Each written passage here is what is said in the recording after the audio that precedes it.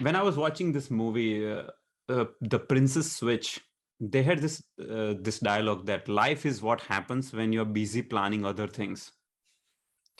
I never planned YouTube. I never thought I would be a teacher. I never ever thought I would be a teacher. Right now, I consider myself more of a teacher than a software engineer.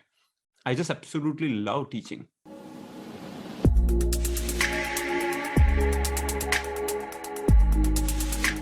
This episode of Ken's Nearest Neighbors is powered by Z by HP, HP's high compute, workstation grade line of products and solutions. Today, I had the pleasure of interviewing my friend and fellow YouTuber Dhaval Patel. Dhaval is a data engineer at Bloomberg, formerly NVIDIA, who has 17 years of industry experience and has worked in different big tech companies, mainly as a software engineer. He runs an incredible YouTube channel called Codebasics, where he teaches data science, machine learning, Python, data structures and algorithms, and career guidance. In this video, we learn about the origins of the Codebasics YouTube channel, how Dhaval found his way to the US from India, and how teaching quite literally saved his life.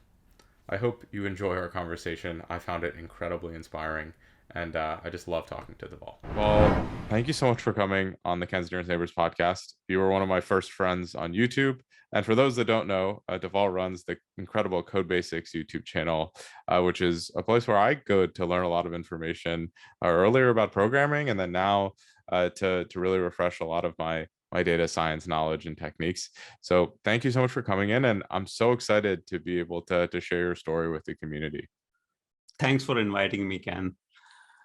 Awesome. Well, as I mentioned, you were one of the first people that sort of welcomed me into this community. We had a lot of early collaboration, and I'm really happy this could come full circle, and I could help to kind of tell your story as well here. You have such an awesome journey through content creation, how it's helped you to sort of overcome adversity and manage a lot of your own personal life as well, which I think is very powerful.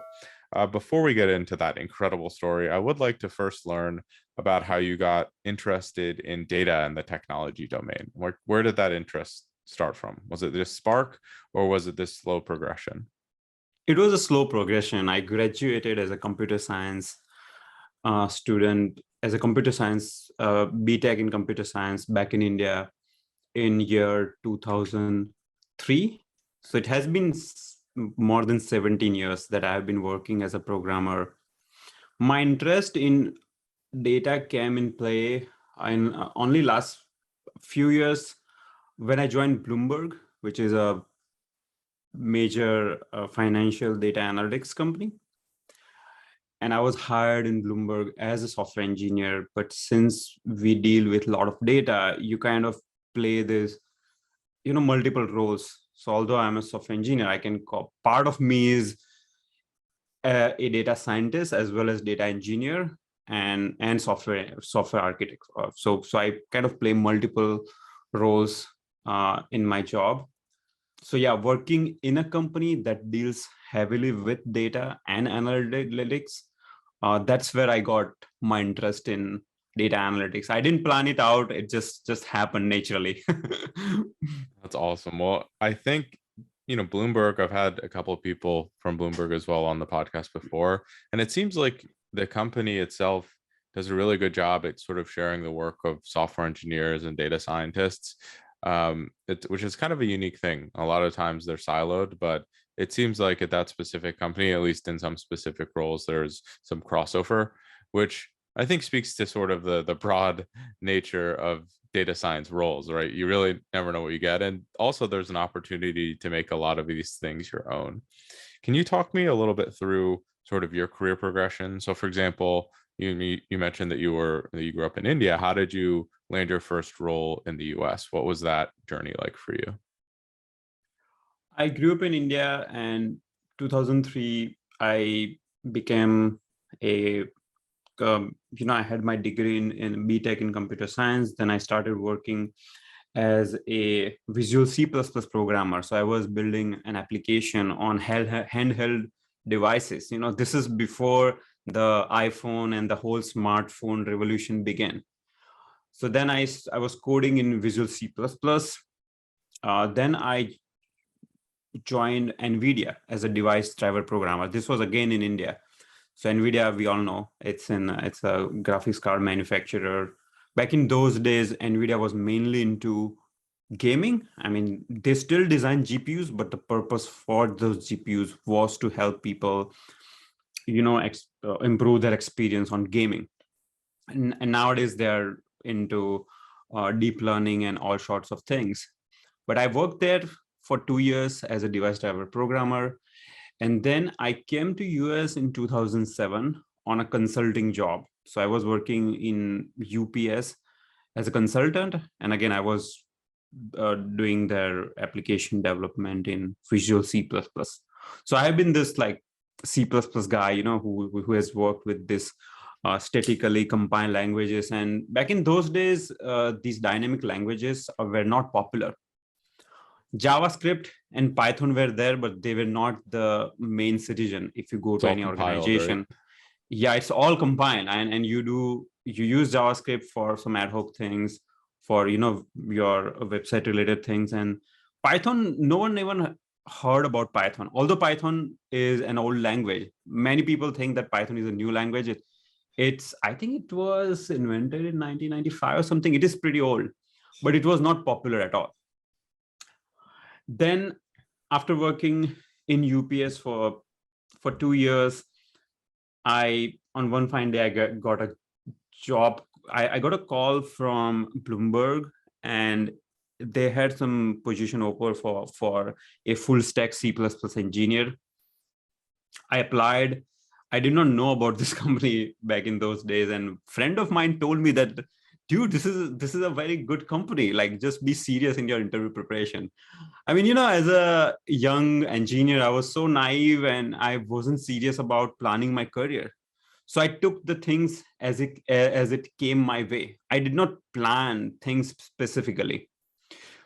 Then I got hired at Bloomberg, and I moved to, this area, like New York, like more kind of where the culture is more fast paced, the innovation happens. So especially if you live in West Coast or East Coast near New York, the benefit that you get is you work in this amazing, fast-paced, metropolitan, innovative culture, and you kind of grow a lot. So after I started working in Bloomberg, I came in contact with so many smart folks, and I felt like I developed holistically. In my previous job, I would just work as a programmer where a requirement document is given to you with all this, screenshots and everything, and your job is just to translate those UX mockups into a working code. But that isn't the case with companies like Bloomberg, Google, Facebook, all these tech companies. You are a full stack engineer, so you take charge of product requirement, design, technology innovation, deployments, interacting with clients. You play this diverse role where you are working as a true engineer, and you kind of build this diverse skill set. So I grew a lot during my tenure tenure at Bloomberg. I finished tenure last year actually, and the journey has been so amazing. In past 5 to 7 years, what has happened is dynamic languages like Python has grown in popularity exponentially. And Bloomberg as a company also adopted this language. This is a trend you're seeing across the industry, where Python is becoming a first-class citizen in most of the organizations. Previously, people would be skeptical that it's a scripting language. What about performance? What about runtime error? Things like that. But many companies adopted Python as a first-class citizen. They saw the benefit of rapid prototyping, developing things faster. And now a lot more people are confident that Python can be used as a main programming language. So that's what I've been working on. And my association with data started the moment I joined Bloomberg, because Bloomberg deals with so much financial data, and we're always building solutions around this humongous volume of data that Bloomberg processes. So that's how I got interested into data. And although my role is more like a software engineer and data engineer, my passion and my interest and my curiosity kept on growing in this field. And I started reading a lot of books. I started attending conferences. For example, I attend JupyterCon, PyData. I mean, that's one benefit of living near New York, that there are so many amazing conferences happening in the city. And I make sure I attend at least one or two conferences every year.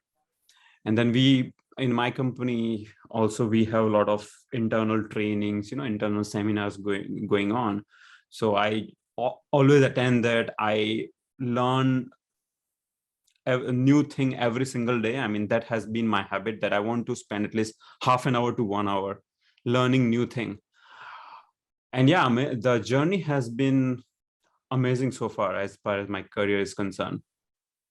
That's awesome. Well, so there's a couple things that I think are incredible that I want to pull out of that. So the first is just for clarification for people listening. Can you articulate the difference between a dynamic and a compiled programming language, just in case they're not familiar? I mean, obviously, we know that Python is a dynamic language. Something like Java or C or C++ is a compiled. But what exactly does that mean, just so everyone's on the same page? Yeah, it's a good question. So C++ and Java, these two are two popular compile languages. So when you write a code, you have to first compile it, meaning you have to translate that code into some intermediate state. And then that intermediate state that compile code is then given to in the end, the microprocessor, your CPU is executing that code, and CPU understands assembly language. So you have to eventually translate your code into assembly language. And same thing happens with dynamic languages like Python and JavaScript as well. But in C++ and Java, you are responsible to translate your code to this intermediate state, which is compatible with all the grammar rules, all the data typing needs that the programming language demands. So now you have this additional responsibility that you're making sure that your data types are defined properly, and your code can be compiled. And as a programmer, you have to make sure that. And once it is compiled, then it gets translated into machine level code.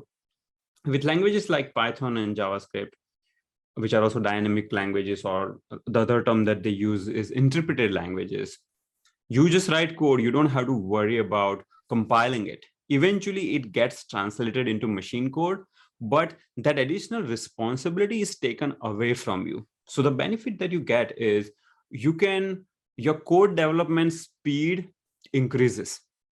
I have worked as a C++ programmer for a long time. And once I moved to Python, my code development speed increased at least 5x. Wow. We live in a world of rapid prototyping. You want to just rapidly prototype something, get it out, test it on a small set of beta users. If the idea doesn't work, you want to just throw away that thing, and you want to start fresh with a new thing.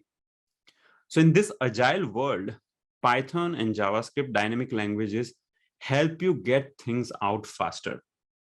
If you do the same thing in C++ Java, it's going to take you a lot more time. And that is one of the reasons why these languages are picking up very fast.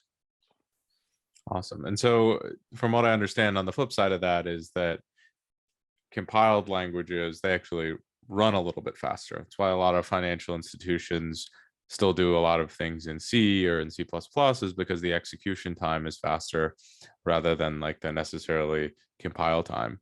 And so with the advancements in compute and GPUs and all these things, that's becoming kind of less and less important as we go, because our hardware is now catching up, and it's like, okay, those previous things that we needed that would take X amount of time that would save us because of the language differences, that difference is becoming just smaller and smaller.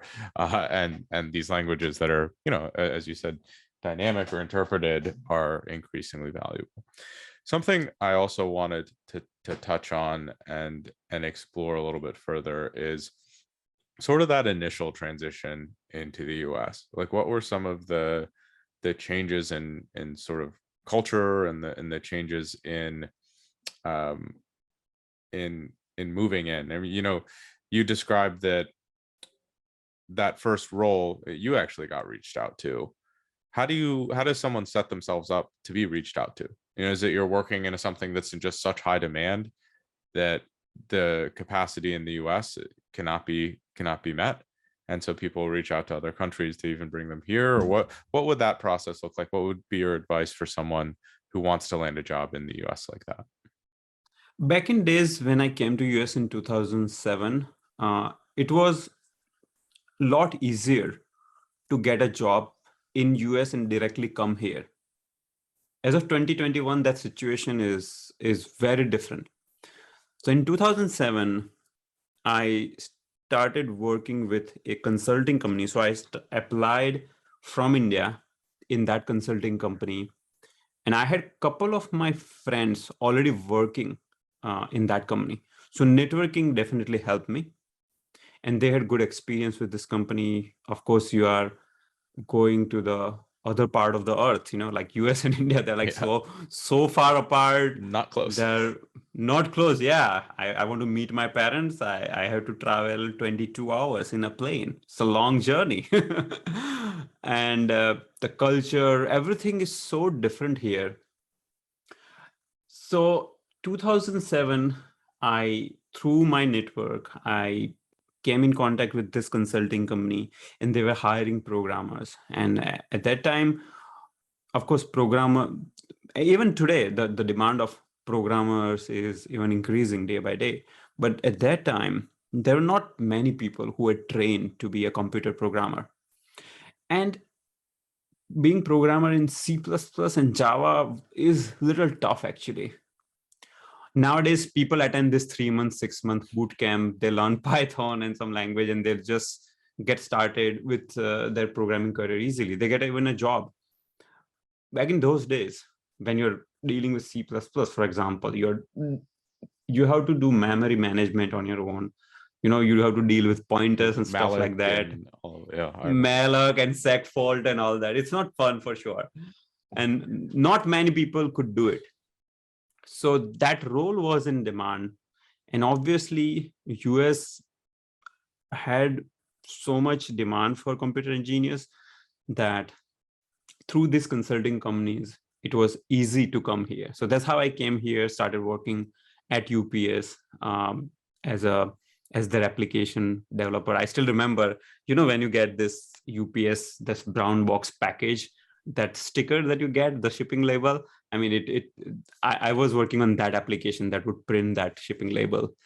So I worked on some of those feature enhancements. That's incredible. And so, since it has changed, like, what advice would you give someone that's trying to make that transition? Or would you even not recommend them come to the US on that front? I think that a lot of people that I've spoken to, particularly, I think Abhishek Thakur, who is the 4-time Kaggle Grandmaster, I don't know if he would actually, consider coming to the US. Europe or other places around the world offer really good options. Is that something that, how would you fall on that issue? If anyone wants to come to US, there are 2 options which are most convenient. One is you come here for masters. After you do your masters, you get this 3-year OPT, which is your optional practical training, where you don't have to worry about your H1 visa. Being a STEM student, you get this 3-year OPT. You can recover your tuition cost. You can work in a good company, get good exposure. And even after 3 years, let's say your H1 doesn't get picked up, you can always go back to your home country with some good savings and good experience, of course. And what I've seen happening with most of the people, that they in that 3-year OPT time period, they get H1 visa, because there is so much demand for the H1 visa. What happens is they have, I think, a fixed quota, but they get like twice as many application as the actual quota number. So then they will do a lottery. So it's possible your company applies for your H1 it doesn't get picked up in a lottery, but then you get 3 tries. And majority of the people get success in getting their H1B. So after you get H1B, you can just stay as long. I stayed in US on H1B for good 14 years, or almost. Like just last month, I got my green card. I came here in 2007. Yeah, big achievement. So after 14 years, I got my green card, but during this time period, I was on H1B. Every 3 years, they renew your H1. So it was okay. So if you want to do job and get good experience working in US company, like live a quality life here, of course, infrastructure wise, and the overall system in US is much better than many other countries. So you can get benefit of all those things when you stay here. But if you have any dream in entrepreneurship, then H1B is that visa doesn't allow you to do something of your own. So you are tied to your employer. You have to work as an employee of that company, and you cannot start your own business, basically. So if a person has any entrepreneurship dreams, US is probably not a good country. You probably go to Canada or many European countries who have more liberal immigration laws.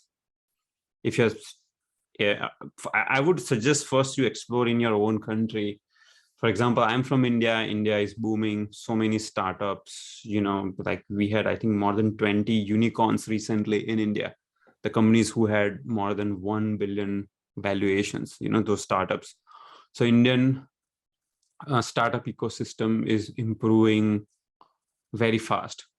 So so the summary is, if you have entrepreneurship dream, if you come to US, you're going to crush all those dreams, and you will be kind of stuck doing a job. And getting green card takes so much time that by the time you have a green card, you have kids, you have so much liabilities. You're probably in your 40s, and starting something at 40s is kind of difficult. People say that, oh, we'll earn money for 5 years, then we'll go back. And this is the common argument that at least from my Indian friend circle, I get that, okay, we'll go to US 5 years, earn money, go back to our country, but that never happens. 99% of the people, they love the lifestyle here so much that they don't want to move back. And if they want to move back, their wives won't allow them to move back because they like the freedom that they get here.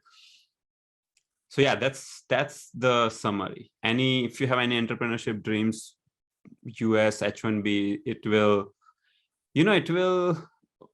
will be very, very negative situation to be in. Your whole drive, your energy will dry up as you spend 13, 14, 15 years waiting for your green card.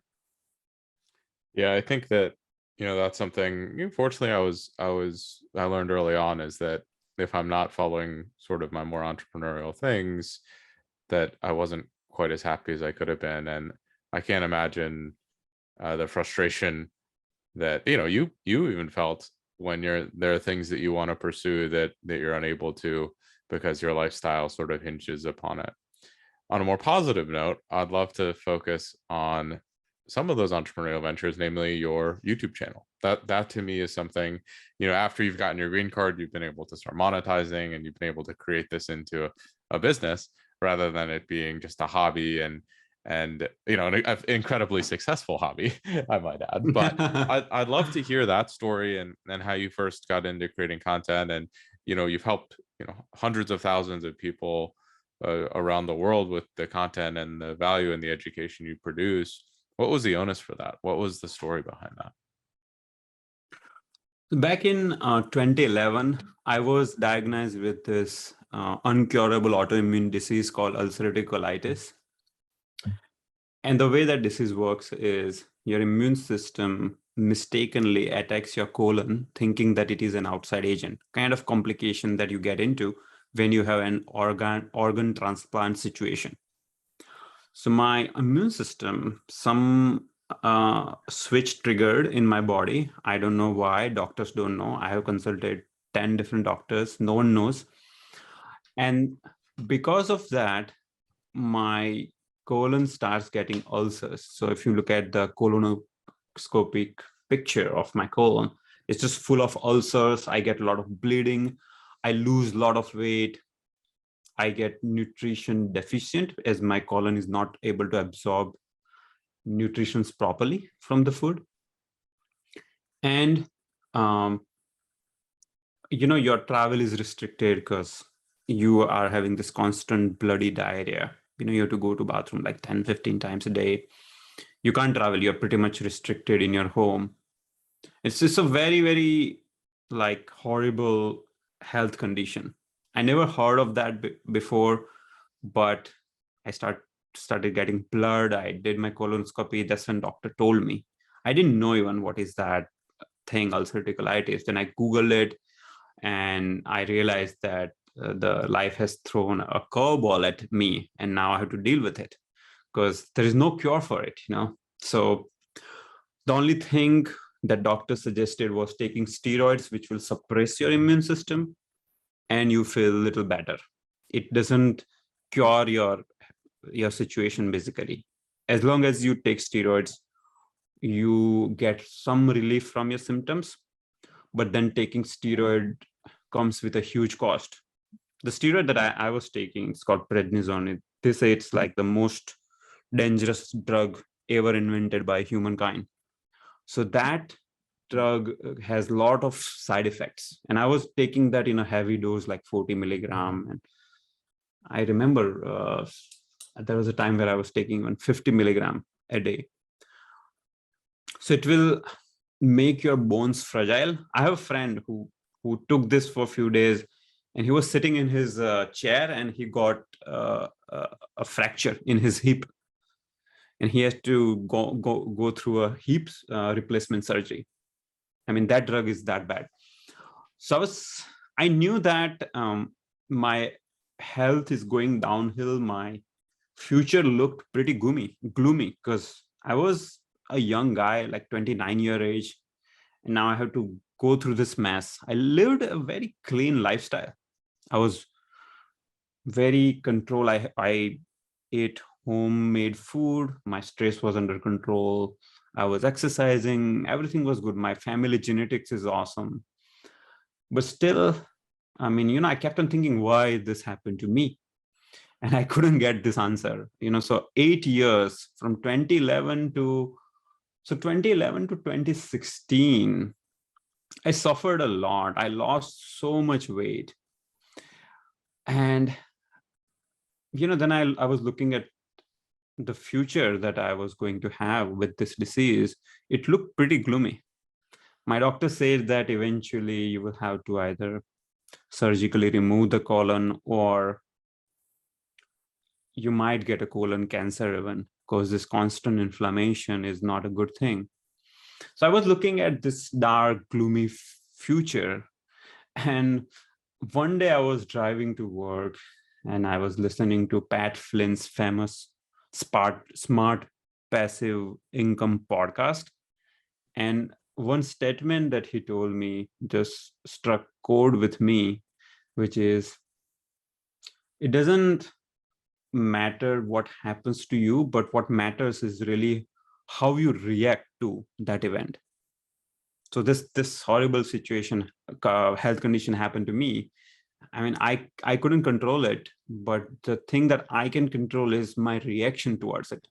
So rather than sitting on my computer just Googling about this disease and getting depressed, I decided that I want to spend part of my time in doing some activity where I'm selflessly giving back to the society.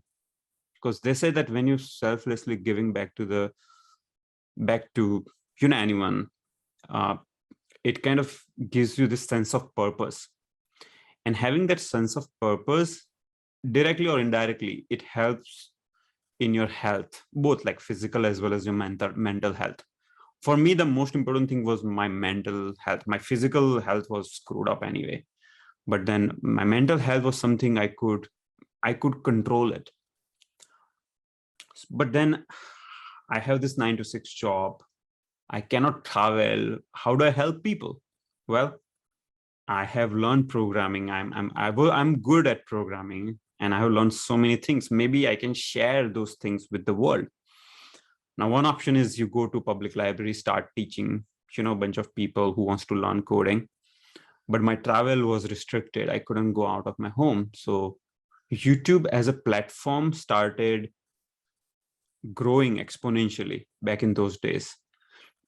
And I thought, what if I start putting some Python coding videos on YouTube where anyone from any part of the world can watch it? So in 2015 November, I remember I was yet another gloomy day. I was bleeding heavily and feeling just too much down. I started my channel. I said that, okay, enough is enough. You get this moment where your frustrations are at the peak and you just want to do something to get out of it. And I decided that I want to channelize this negative energy that is generated from this sheer amount of frustration in some positive way. So I started my channel. I started teaching Python. And initial almost 1 year, I just started putting videos and I started teaching. I was teaching mainly Python. I did not have any expectation in return. I knew nothing about YouTube monetization. I didn't care about how many subscribers I get because my intention was, it was not for others. It was to help myself so that if I spend 2 hours, teaching on YouTube, at least for those 2 hours, I'm not thinking about my disease. Otherwise, if you're free, you're just constantly thinking about the disease and when you have an incurable health condition, like going to Google is the worst thing to do. So I just, I needed a reason not to go to Google. And I remember in first 1 year, I got something like 600 subscribers, and I would get a comment here and there, and I would feel good about it. In a week, maybe I'll get 2 comments where people say, thanks that you taught this thing in a nice way. And I felt really good, actually. I felt way better than what I thought I would feel when I started interacting with people through this virtual medium called YouTube. And then I noticed some positive shift in my mindset that on weekends, when I wake up, when I have a lot of free time, I would always have an agenda. I would have something to look forward to. I would be like, okay, I will teach decorators in Python. Oh, maybe I learned about generators, which is a very difficult concept, if you want to explain this to a new person, but I know it very well. And I thought I could explain this thing very well. And I forgot to mention this one thing, which is when I started my channel, there is a reason why I picked YouTube and teaching. So I had passion in a lot of things. Like I was doing photography as well. I was good in poetry and writing general. Like I used to write small like English stories and poems and things like that. So when I was at the peak of my frustration, I said that I want to write down 3 things which I love and I enjoy doing it. And I'm good at those things.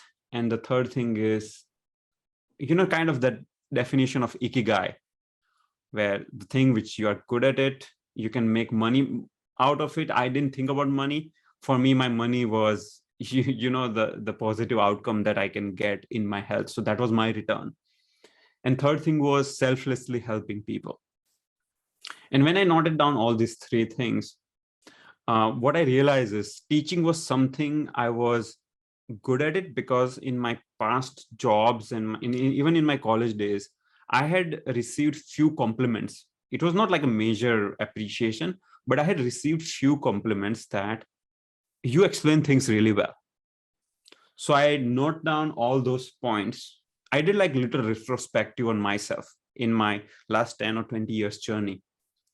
And based on that retrospective, the options I figured out was photography, creative writing, and teaching. And teaching came at the top. It kind of aligned with all those three factors. And then I chose YouTube because, of course, I couldn't go out. My situation was such that I had to do something which was very passive. I can do it from the comfort of my home. Yeah, so that's how the first year was spent. And then in the second year, my subscribers started growing and the video views started going up. And it grew my interest even more stronger. And I started putting more and more content. I started interacting with people. Sometimes I would randomly send a message to a person who is commenting on my YouTube video saying that I want to talk with you. And I would talk with a random person in, let's say, Nigeria or Pakistan or Australia. And I felt like, wow, this is amazing. I'm having a reason to talk to someone whom I don't know, who is sitting in the other part of the world with a different culture, different background. And that feeling of connecting with people across the globe was so much satisfying. And then as the popularity of my videos kept on growing, I used YouTube comments as kind of like a crowdsourcing platform. There is this humongous crowd who is constantly giving you a feedback. So I would read each and every comment and I would take all the feedback in a very positive, constructive way. I will literally note down those points and I would try to improve myself. One of the things I improved was my English communication, the way I pronounce things. My communication, of course, I'm not a native English speaker, so it is not perfect today. But previously, I would use a lot of filler words like so, etc. And then doing YouTube video allowed me to improve that verbal communication aspect. So I would listen to my own video and I would be like, wow, I'm using these filler words so many times. I would literally note down that in 1 minute time period, I used so and like, for example, 7 times. And next time when I do recording, I would consciously focus on that aspect and I will try to make my communication more compact. So the result that I got out of this exercise was my performance at my job also improved. Because at my job at Bloomberg, I would do some presentation and my presentation style, the way I speak, all of that improved and I started getting more compliment at job as well. So now you are going through this cascading impact of receiving positive results from all the fronts, from YouTube, from job, my mental health, everything started just improving day by day. And last year, I think 2020 April, I hit 100,000 subscribers mark and I received this nice silver button from YouTube. And that felt like, wow, this is amazing. I have 100,000 people who are ready to listen to me, I mean, that to me was an achievement. And during last 1 year, the channel has just exponentially been growing. It will probably in a month, it will now reach 500,000 subscriber. So Halfway the to journey the has golden been, one. yeah, then 500,000 to the golden one. Yes. So that, in the entrepreneurship world, they say this hockey curve. So I'm kind of experiencing that hockey curve right now. And yeah, one good thing that happened on my health front is in 2019, I came across some health protocol where you eat a raw vegan diet, pretty much fruits, for a few months. And I tried that along with homeopathy, and miraculously, I recovered from my health condition as well. So it has been more than 2.5 years that I am free of all the medications. I used to take this nasty medicines every single day for 8-9 years. And now here I am that 2.5 years, I have not taken a single pill. I'm doing amazing in terms of my health. And I think all of these things are kind of connected. Me doing YouTube and my sense of purpose getting more and more stronger kind of helped me in some aspect of my mindset in such a way that that switch that was triggered, somehow that effect is almost kind of getting reversed.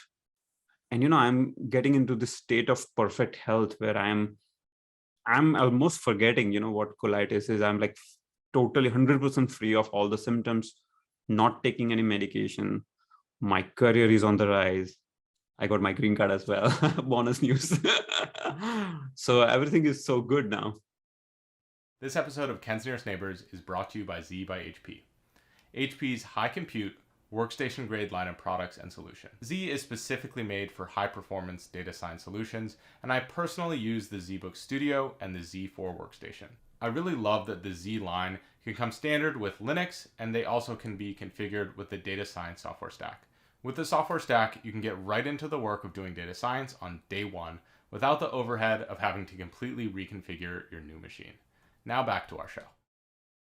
I love that so much. And, I think that there's something that underlies your entire story that I don't know if I would say it's like the key to life, but it's something that I've recognized in a lot of people who have created outcomes that are very desirable or created dramatic change in their life, and that's creating positive feedback loops, right? So everything that you're doing, it plays on itself and it creates more positive outcomes. And that started by taking a negative thing and channeling it, right? So you had this debilitating illness and you were able to take all of that energy, that negative energy that was accumulating from that, and channel it into something positive, like creating value for other people, creating a purpose, and creating those types of things.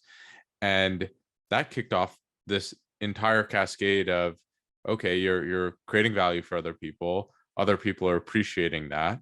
That's giving you better feelings about yourself and about your situation and all these other things. That's creating more opportunities for you with work. That's great. Like all of these things are intermixed in this like kind of positive sauce that keeps rolling forward, right?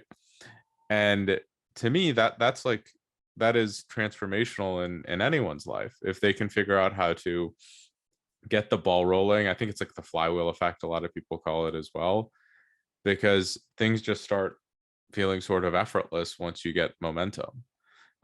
Something that I remember, it's obviously not serious in the sense that your health was, but I remember when I was in college, right? And I was playing golf at a very high level, and I was also like a pretty good student.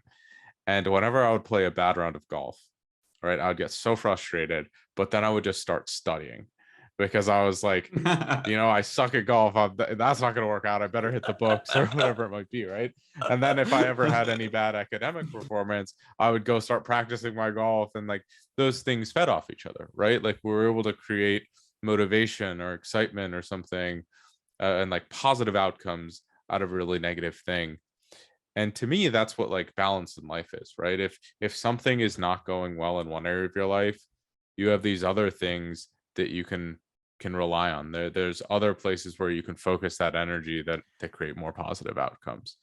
And I just think your story is so inspirational, and it's so incredible that like you were able to overcome things that through the power of your own mind and your decisions and like creating value for others that doctors suggested you probably wouldn't be able to overcome in that sense, right? Like you're able to find these ways, you're able to like get something that works for yourself, and to build this up over time. And obviously like none of this happened overnight, right? But it took a lot of work and a lot of effort. But the thing is, the kind of result that I received as part of that effort was, it's amazing. It feels like a blessing, as if I have won $1 million lottery. When I was watching this movie, The Princess Switch, they had this dialogue that life is what happens when you're busy planning other things. I never planned YouTube. I never thought I would be a teacher. I never ever thought I would be a teacher. Right now, I consider myself more of a teacher than a software engineer. I just absolutely love teaching. all of this thing would not have happened if colitis did not come to my life. Because my career at Bloomberg was going so good. I was earning good money. I had everything. I had no need of getting involved into this side gig. And I come from a family where none of my parents, uncles, brothers, no one is an entrepreneur. My brother, he started a company later on, but it's like me and my brother, we both had no connection of any kind of entrepreneurship thing. My entire family, everyone believe, okay, just do a job, work your whole life, 9 to 6 job, retire with some 401k money, and just live a stable, balanced life.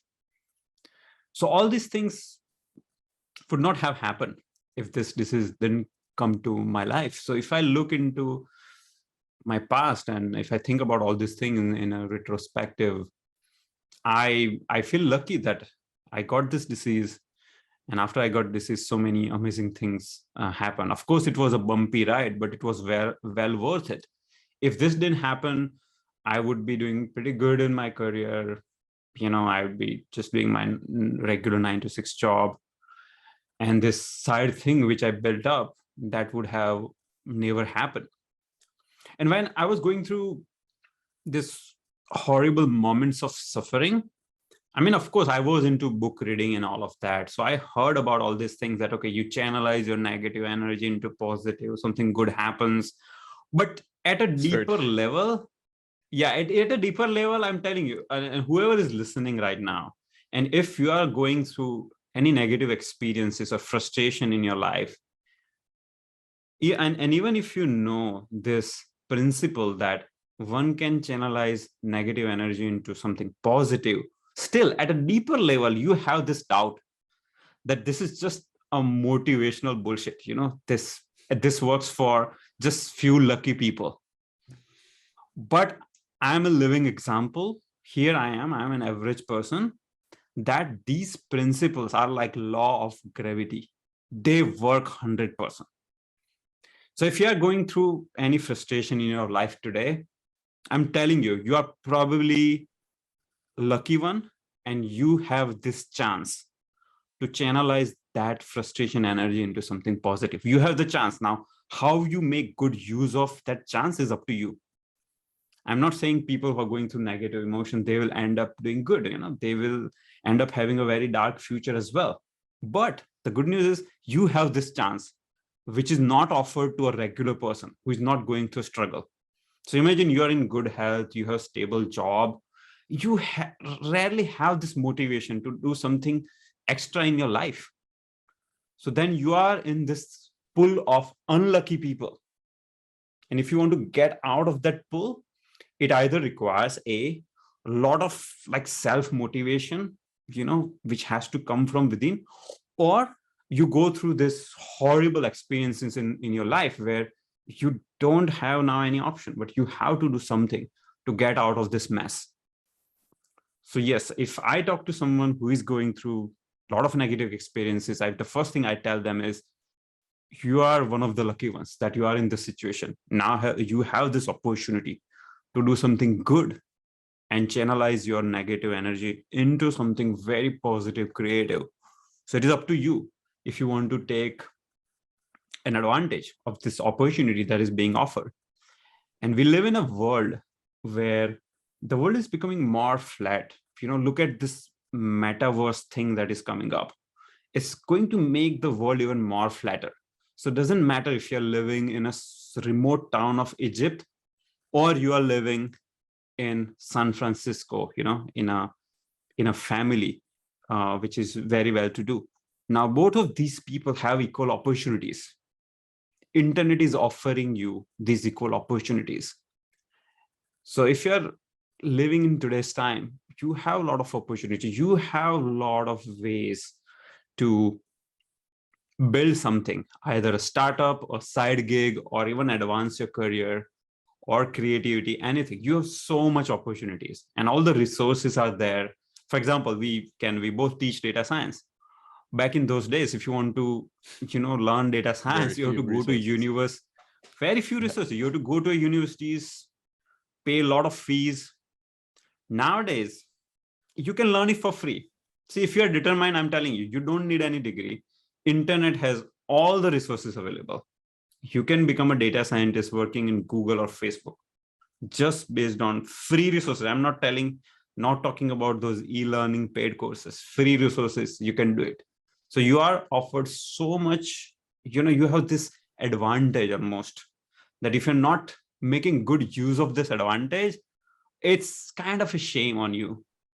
Almost, I say that too. Like I have few young kids that I deal with, like in my community and in my families.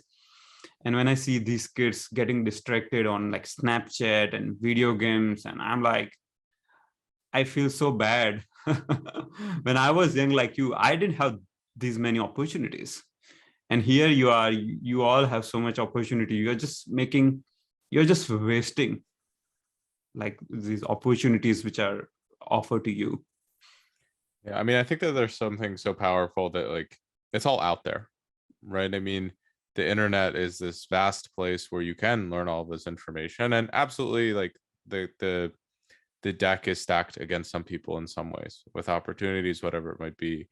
But that just means that what you have to come, it makes the journey so much more meaningful. And admittedly, like I don't think I've by any means had a difficult life, right? I've been very fortunate from the family that I've come from, like very fortunate with my health and these types of things. But on the other side of that, all of the adversity that I feel that I faced has, I mean, there's things that have been very difficult, but all of the things that negatively impacted my life were what created the most positive change over the long term, what shaped my belief system, what made me who I am. We really don't know who we are until we're tested, right? We don't know what true happiness is until you've had true despair or loss or any of these things. And I've told this story a couple times, but one of the most meaningful things to me is that I lost my cousin, who was like the same age as me, like my best friend in the world, when I was 21 years old, right? And how do you deal with losing someone who you talk to every day and those types of things? And at the time, I was in college, I was fooling around a lot, my grades weren't very good, I didn't have any purpose, right? Like there was no meaning. I just wanted to play golf and hang out and go to parties and do whatever. And that loss, while I would never trade my cousin for anything, at the same time I got this immense like appreciation for life, right? Is that if I'm here and he's not, right, there's so many of opportunities that what he could have done, what he could have achieved, like I'm completely squandering my life if I'm not making it meaningful, right? If I'm not creating value, if I'm not like at least like trying and stuff. I was just coasting by, and like what could I achieve if I really like put my best effort into it, if I didn't take these things for granted. And like legitimately over the course of 2 weeks, like this happened and I got a whole new lease. Like overnight my grades changed, overnight like who I was as a person completely transformed. And I'm still like that. I mean, granted, like I waste time here and there. Like no one is perfect. I'm not like, that everyone has their idiosyncrasies, but like there is so much that I took out of that experience. I mean, it is the single thing that has made me who I am today in a lot of ways. And there's nothing I can do aside, I can't change the past. All I can be is grateful for that experience. And all I can do is say, hey, like I felt really the lows. Now from that, I've been able to feel such incredible highs, whether it's creating communities, whether it's like chasing after my dreams, whether it's like after that, I had always wanted to play more golf in college, right? I was at a school, I didn't get along with the coach, I was doing whatever. That happened, and like next semester I transferred out and I was on a team and I was playing and I was doing what I should have been doing, right? Like why was I waiting? Why was I like waiting for something to happen? Why didn't I just do it and take action on it? And I think that when you have these experiences, you realize that like there's scarcity of time. there's scarcity of resources, there's scarcity of life, right? And Yeah, I think you said this very beautifully, Ken. I'm really sorry for your loss, but the very fact that you are alive is a big deal. People take, so many things for granted. 2019, I was at a stage where my steroids stopped working, and doctors were thinking of putting me in this next set of drugs, which is called 6-MP, which is a light form of chemotherapy. And at point, I started thinking I'm probably not going to be alive for next 5 years, And then you get this tremendous appreciation of time. Every breath that you take, your perception of time just changes. It's like, we always inherently assume, let's say you are 20-year-old, you're like, oh yeah, 80, I'll live 90 year, forever. I will, Yeah. yeah, I will live forever. Dude, wake up. What kind of dream you're living in? You may never know. You might die at 30, you might die at 25, you never know. Every single moment that you're alive, you can breathe, is so much valuable. And I can tell the same thing about eating. For example, when I was on my raw diet, I would just eat fruits. For 3 months, I ate only fruits. And in dinner, yeah, some maybe sweet potato. And if someone offers me a plate of plain rice, that would be like, having a dinner in like Michelin 3-star restaurant. I'm like, that's the feeling. I'm not exaggerating a bit. I remember after 3 months of that strict diet, my wife made a rice, a simple, it's called a khichdi in Indian diet, like a rice and some lentils. She made, and I ate that. And I felt like, wow, look at this feeling. And now every day, even when I'm eating that food, if I'm eating rice or some of the regular homemade food that I could eat now that I'm healthy, I feel so happy. Sometimes I'm smiling and laughing, and the people around me like, has this guy gone crazy? But they don't have that kind of appreciation which I have. That look, I can eat rice. See, isn't it like that's like a big deal for me? Eating rice, not seeing blood. I go to bathroom, and if I don't see blood, I come out of bathroom victorious. I'm like, yes, one more day, no blood. Well, I don't talk about this very much because the one time I did, I got absolutely like roasted on Twitter. But every year from January 1st, the new year, to my birthday, I do a water fast, right? And like around the world, fasting is very common, and it's just a way to When is sort your of birthday? January 4th, sorry. So it's 3 days. January 4th. Three or 4 days. Yeah. 3 days. Oh, you do water Yeah. fasting? Wow, that is cool. Yeah. And like again, like anyone who would consider something like that, like check with your doctors. Like this isn't for everyone. There's a lot of health risks and whatever it is. But you get this appreciation for food, right? You get this appreciation for like life in a sense when you're starving all the time, right? When you take something away that you're so commonly associated with. And like looking at research, I think that there's reasonable health benefits associated with that. But for me, there's just like such this beauty and this mental challenge of like facing like the absence of things. There's this beauty in depriving yourself of something, so in the future you can have those things again, and you're so much more grateful for all of them. And like for me, food is one of my favorite things in the world. Like you ask anyone, like I like sports, I like data science, and I like food. And like those are like the three things that obviously my family and those types of things are very important. But like to me, that if you can deprive yourself of those things a little bit, you get so much more of an appreciation for them when you come back. I mean, for me, like I'm a big time, like I enjoy a nice steak every now and then.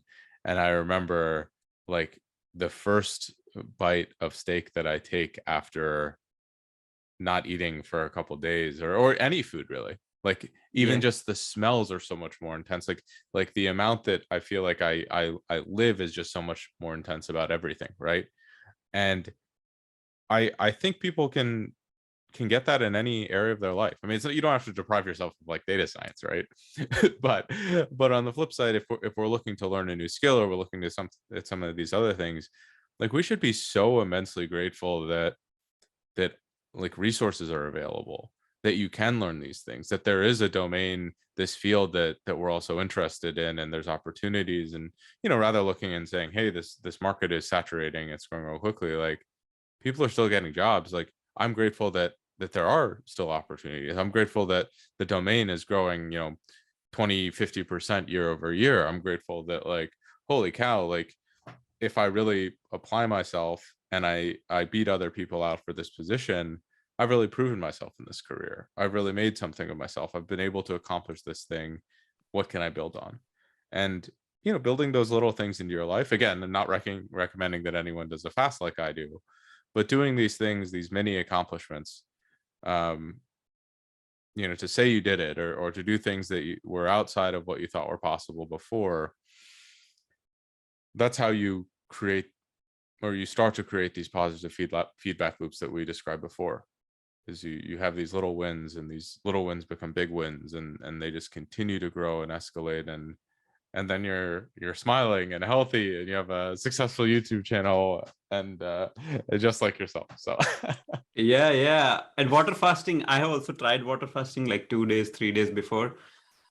And water fasting seemed to have helped a lot of people with autoimmune condition, by the way. Again, not an advice that any doctor would give, but based on empirical evidence, you will find many resources, many people doing water fasting, getting amazing results, especially on chronic conditions. So the benefit that you mentioned are obviously some like extra benefits, but if you have a health condition, just by doing that, you can get a lot of you can definitely see a positive outcome. And I'm really glad, Ken, that you have this kind of routine, especially what an amazing or a beautiful way to celebrate your birthday, man. I have a lot of respect well, for your so routine now. my birthday is characterized by gluttony, because that's when I end the fast. But everything leading up to the birthday Yeah, is everything where the leading art up to comes. Yeah. that birthday is amazing, and then you start your birthday with this feeling of appreciation. Food is Yeah, a very basic thing of our survival, and you start your birthday with that immense amount of appreciation for the food. absolutely. Well, so talking about things that I think we're both appreciative of, I'd love to sort of drill in just a little bit more into the idea of like this sort of democratized education through YouTube. That's something to me that we both have obviously found tremendous value in, and this free education ecosystem that we've alluded to before. How do you think education is changing as we continue to progress? Like, what does education look like in 10 years? Are we going to be going to university still, or is everyone just going to be learning on YouTube or through these other things? I think universities will still exist, but it will become more like a hybrid model. Like the whole work from home versus going to office. I think that thing will stay for a long time, where you'll have a hybrid model. Going to universities, of course, has benefits where there is an in-person interaction. You participate in, let's say, sports activity or any extracurricular activities. You make a lot of good friends. So all those soft skills, of course, going to university is better. That in-person interaction, that whole experience adds a lot of value. But on the other hand, learning online through YouTube or any e-learning platform is going to become the mainstream medium of education. Right now, it's still like, okay, you have to go to university, get a degree, and then you study this machine learning or Python on site through YouTube or some courses on Udemy. But in next few years, and it's not very far, where this will become the mainstream, where there's a person who has a degree, gets a job, and there's another person who doesn't have any degree. They learned everything online, and they still get equal or a better job. And we see this happening. Google, for example, they announced they don't require Data any degree. analytics course, yeah. Data analyst course plus their I'm talking about their hiring program. They don't officially require any degree. So you can go into Google without any degree. And there are many companies who would hire you. I interviewed one person on my YouTube channel. Actually, not one person. There are many people whom I have interviewed on my channel who do not have any data science degree. They either have a totally irrelevant degree or they don't have any degree, and they are working as a data scientist in some good firms. There's one guy who's a mechanical engineer. He, during his study days, every day he would participate on Kaggle. He builds up a good rank on Kaggle. And after finishing his mechanical engineering, he directly got a job as a data scientist. So his degree was not considered, of course. He got a job because of his Kaggle performance. So even if he didn't have mechanical engineering degree, it would have been same. So we are already entering into that world where self-motivated individuals learn necessary skills through YouTube e-learning platforms by participating on Discord, Kaggle, Stack Overflow, participating in tech conferences, open source. This entire ecosystem is kind of replacing that university degree.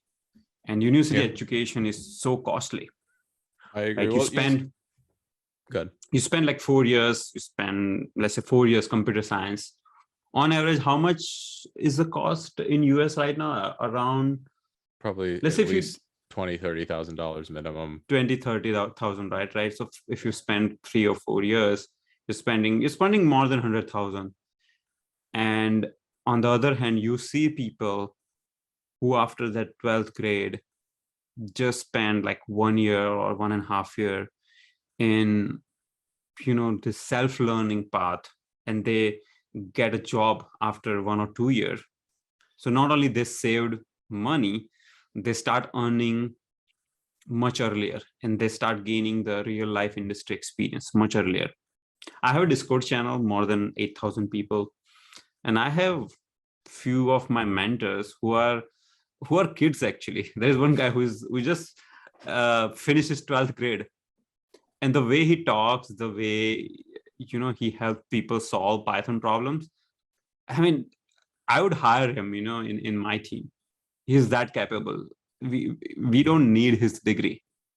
So the good news is, for anyone listening, is we are entering into a very non-conventional world where all you need is this hunger. You need to have this hunger, and then whatever resources, training material that you need, it is out there, and it is available for free. You don't have to spend any money. It's just a person needs to have that drive, and once you have the drive, you can go work as a data scientist in Google, Facebook. You don't need a degree. Yeah. Well, it's interesting. After I taught a university course, that's when I realized the true value of online education. And I want to just clarify. I think the average cost of university degree is like, it's around $30,000 a year minimum. I mean, not a year, like total. So maybe like 5 to 10 a year at a state school. It can be up to 20, 30 a year at some other private universities that are out there. But something that I've experienced in college is you have good professors and bad professors. There are some professors that are there to do their research and they don't really care about teaching you. And there are some that really care and it's really meaningful. If I, let's say, hypothetically create an online course, right? Everyone is getting the same experience from that course. I've created a lesson in a way that is standardized and that is conveying the exact information that I want. It can be updated in real time. There's a lot of benefits to it. If you're a student going to a university setting, it really depends on the teacher you get, right? Within the same university, 2 different teachers are teaching the course, and one could be really great and one could be completely useless, right? Yes. And to me, there's like beauty in scale. There's reduced cost because everyone is getting the same experience, and there's ways that you can have the personalized touch. I mean, something that I absolutely used more than anyone I know is office hours, right? And do you know how many kids use office hours? Very few. I'd say 10% of classes, of the kids in a class even consider coming to office hours, right? So if you're like, there's such a better system out there that encourages or almost guarantees a standardized education, like that is good and that can be polished and improved, that is asynchronous. And I'm just looking forward to when more universities leverage this, or when it becomes, or when no universities leverage this, and this becomes this like more democratic or equal access to education type of thing. Because in my mind, the writing's on the wall. I see what's on YouTube. I've seen courses that are free on YouTube that are significantly better than most university courses that I've taken. Right. I would hope that, like, you know, and I've seen most of the courses that are paid, like they're also better than university courses, right? They have the advantages that universities don't have to, is that they're professionals at making courses. Professors are Yeah, not professionals at teaching. They're professionals at research for most of the time, right? And there's yeah. just this weird disconnect. And the best thing about online courses is that you have this review system. So let's say if I find a course on Udemy, 300,000 reviews, 300 out of like 96% is like 5-star review. That course has to be good. The whole crowd is validating. It's like buying product on Amazon with Yeah, thousands of reviews there's rather real than going to feedback. Walmart and just picking up things at random. You never know how things are going to look like. So there is this feedback.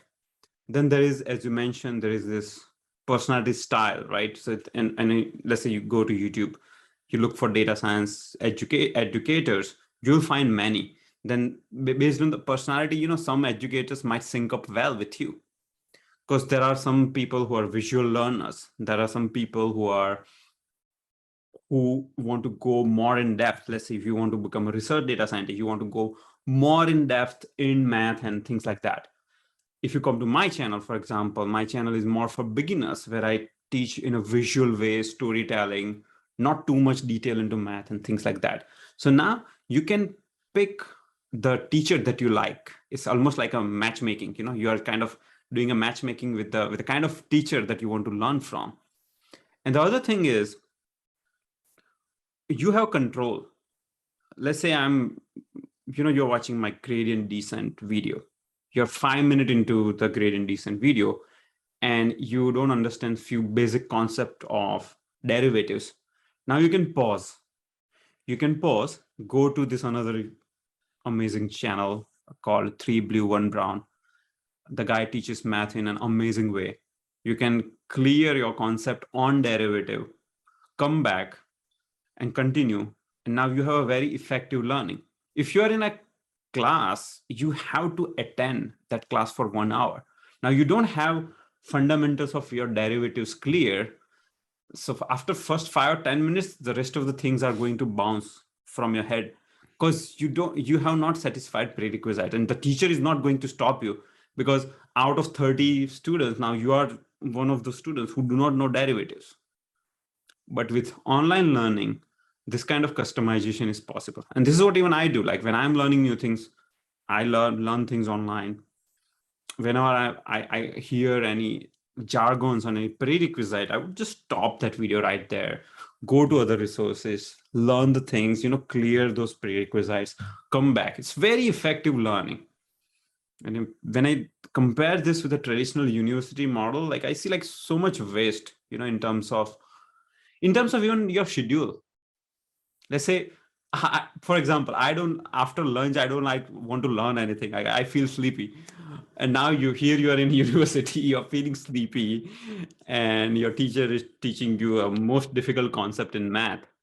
Whereas with online learning, you can just learn things at your own convenience, when you're fresh, when you feel like learning those things. So It's definitely, good. yeah, online learning, I would say, is, I wouldn't be surprised when if online learning kind of overtakes the university learning. Maybe right now online learning is secondary, university learning is like primary. But I think in the future, maybe online learning or self-learning will become primary, and university will just kind of become secondary. So What bad news for all the universities and all those businesses. it's funny the exact points you brought up, because those were really relevant during my master's in computer science. So I started off attending everything in class. I would go to the lectures, do all the stuff, and for grad students, the lectures are like 5:30 p.m. to 9 p.m. one day a week. I'm a morning person. Night classes Yeah. are not a good idea. And I eventually started taking all of my classes online, and then I could watch the recording the next morning. I could watch it in 2x speed through the stuff that I understood, and slow it down and rewind it, and like watch it over and over again for the stuff that I didn't. I could access these other resources in real time. There was like, it was so continuous. Like, you don't have to disrupt the lecture, you don't have to do these things. I am making my education perfectly customized to myself and my abilities and the things that I struggle with, right? I'd say like 80% of the stuff I understand better than most students already. And then 10% of stuff I probably understand the same, like same speed. And then 10% of stuff I'm like way behind, right? Hmm. And so if I can match my learning and the education that I'm using, if I can customize it for myself for my exact problems, that's what like that's what perfect education is, right? Is like meeting our needs or challenging us in the right ways. And I really think that traditional education struggles to do that at scale, right? Maybe it meets like a small portion of the people, right? So there's a famous story that I heard about, and it's about a lot of airplanes crashing.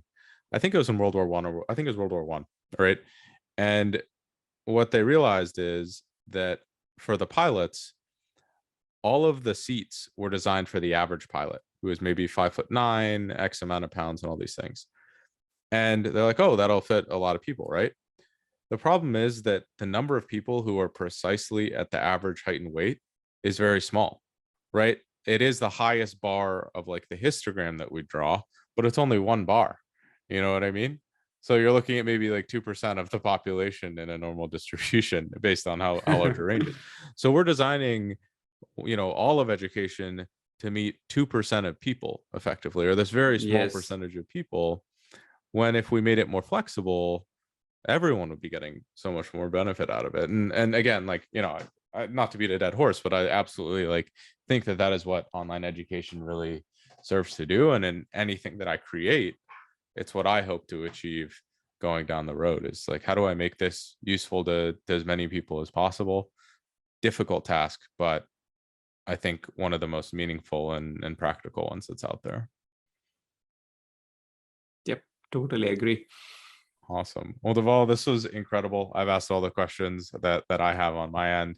If can you share what's going on in your life, some of the projects you're working on, what's next for Code Basics, and how people can get in contact or find your content? Sure. So go to YouTube, search for Code Basics, And we'll single link word, it. you'll find my channel. Yeah, we'll link it. Yeah, where I have created a lot of content on data science, AI, Python, few videos on blockchain. So right now I'm working on building my first paid course. So I'll have, and in fact, I will have two paid courses coming out soon. One will be Python programming, but learning it in a very practical way where you look at the real life business use case in a healthcare industry, and you try to solve this medical data extraction problem using Python. So rather than just teaching you syntax, we look at the problem first, and then you see how you can use this tool called Python to fix that problem. So that will be my first course. And I'm building a second course, which is Power BI, again, practical Power BI, where we will look at a real life business use case. And both of these courses will provide you an experience that you go through when you start actually working in the industry. Because this has been a major gap, that in academics, you learn things in one way, but when you go to industry, you see this clear disconnect. Things happen totally differently. And kind of skills that you learn during college, at least I felt that I might be using only 5% of the skills which I learned in my college days. So there's this huge disconnect. And my mission is to bridge that disconnect so that when you're learning, you're getting you're getting a feel of almost as if you are working as a Python engineer or a data analyst or a data scientist in some real company. So that's my mission. I want to build courses around that experience. And I can build that because I myself have worked in the industry. The people who are helping me with those courses are the ones who have worked in the industry for so many years. And I have received so much feedback from YouTube over last 4 or 5 years from my viewers, and I'm building this courses based on the courses which can address that feedback. So that's something I'm doing on my paid courses. As far as my YouTube channel is concerned, I might start an NLP series, NLP and computer vision series, but otherwise I'm uploading regular videos on career guidance, on transition stories. I'm done with my machine learning and deep learning series, although in my machine learning, I might add a couple of more video. I need to cover bagging, boosting, things like that. And yeah, in my videos, I try to give theory and then coding, and I give exercise as well. So it's like the complete experience, So yeah, and I'm interviewing a lot of people, a lot of data scientists and the people who have made career transitions. So career transition has been a theme of my website in the last few months, which is a video is coming out this weekend where I'm having a conversation with someone who was a physics major and now he's a research data scientist, So how do these people from a different field transition into data science or transition into software engineering? So I just provide guidance around those. So yeah, that's gonna be my agenda for next few months. Incredible stuff. So everyone, be sure to check out the Code Basics YouTube channel. It'll be tagged in the title as well as in the description. And again, thank you so much for coming in. This is, in my mind, just it's such a meaningful conversation. And it gave me another sense of a perspective and a lot of motivation going into this week. Thank you very much for your kind words, Ken. It's always a pleasure talking with you. Always a pleasure as well.